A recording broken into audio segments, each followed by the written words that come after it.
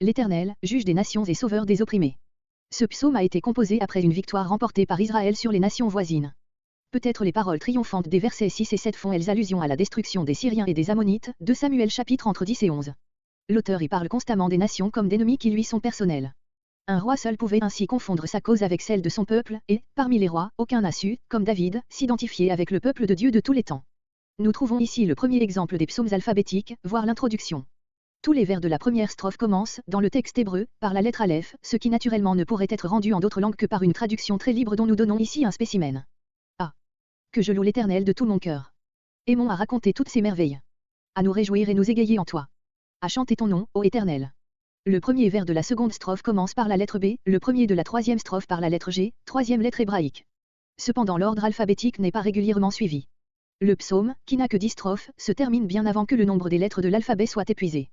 Le psaume 10, qui est aussi alphabétique, se rattache directement, par ses lettres initiales, au psaume 9, ou plutôt il le continue, sa première strophe commençant par elle, voire l'introduction à ce psaume.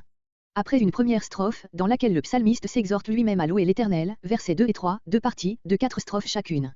La première, versets 4 à 11, raconte la délivrance reçue et en fait ressortir une glorieuse certitude pour l'avenir. La seconde, versets 12 à 19, plus générale annonce que la même délivrance est réservée à tous les opprimés qui crient à l'Éternel. Le psaume se termine par une courte prière, versets entre 20 et 21. Verset 1. Meurs pour le Fils. C'était là probablement les premières paroles d'un chant à la mélodie duquel était adapté notre psaume. Verset 4. Versets 4 à 11. La victoire remportée, versets 4 à 7, confiance pour l'avenir, versets 8 à 11. Ils reculent, trébuchent, périssent, désastre toujours plus complet, ayant pour cause, verset 5, l'intervention de l'Éternel. Verset 5. Tu t'es assis. Comparez psaume 7.8, note. La même idée reparaît au verset 8. Verset 6. Les nations, les païens, voire psaume 2.1, note. Verset 8. Il a dressé son trône.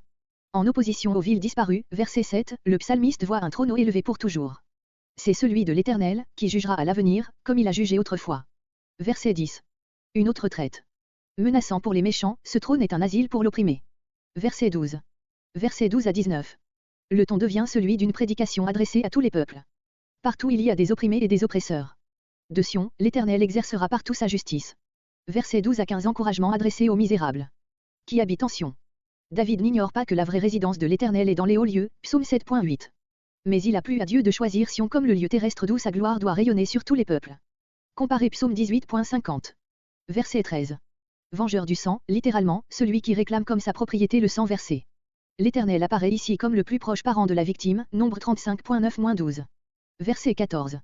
Fais-moi grâce. Ce cri d'appel surprend, au milieu d'un psaume de louange. Remarquons cependant le lien étroit que les mots misérable état établissent avec le verset 13. Avec la vivacité qui lui est propre, David fait entendre ce cri des affligés qu'il a si souvent poussé lui-même, comme pour exhorter tous les malheureux à le faire monter vers Dieu. Les portes de la mort, hébreu, du Sheol, séjour des morts, psaume 6.6, note. Le terme de porte représente ce séjour comme une forteresse d'où ne peuvent sortir les captifs qui y ont été enfermés, Job 38.17, Ésaïe 38.10. Ce sont ces portes, devenues le symbole de toute la puissance de l'ennemi, qui ne prévaudront pas contre l'Église, Matthieu 16.18.